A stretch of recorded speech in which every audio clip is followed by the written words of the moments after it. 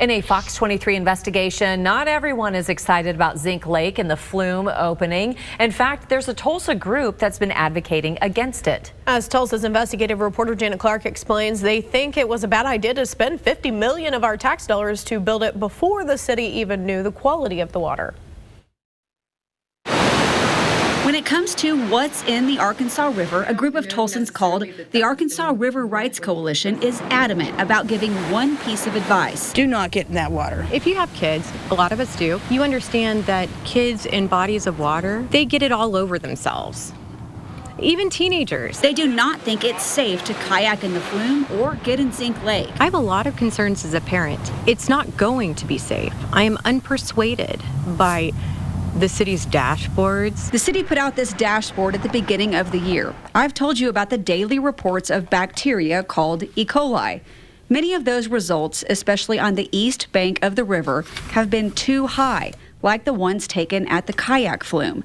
Engineer Charles Pratt has been tracking the numbers. Some of the values have been showing up on that dashboard have been 20, 30, 40 times that number, despite the fact that the river was flowing. Charles also pointed out other sample results that you can't find on the front screen of the dashboard, the results from chemical testing. You have to click around to find those. So far, the chemical testing results have been favorable, but Charles says after researching this topic for years, he thinks the chemical testing the city's doing isn't complex enough to find out what chemicals are actually in the water. They're not testing properly for the hydrocarbons and pollutants, the chemicals coming into the river. Over the years, it's been heavily documented that that's an impaired waterway, and I have a lot of concerns with regards to the chemicals that are being referenced in there. You know, I'd like to be very positive and hope that one day they'll get in there and clean that river out like it needs to be cleaned and give it a chance at running like it should.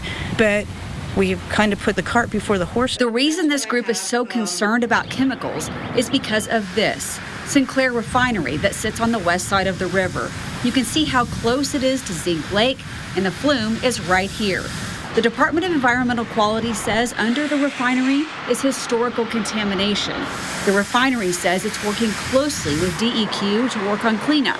For example, they put in this containment cap to keep pollutants from seeping into the river.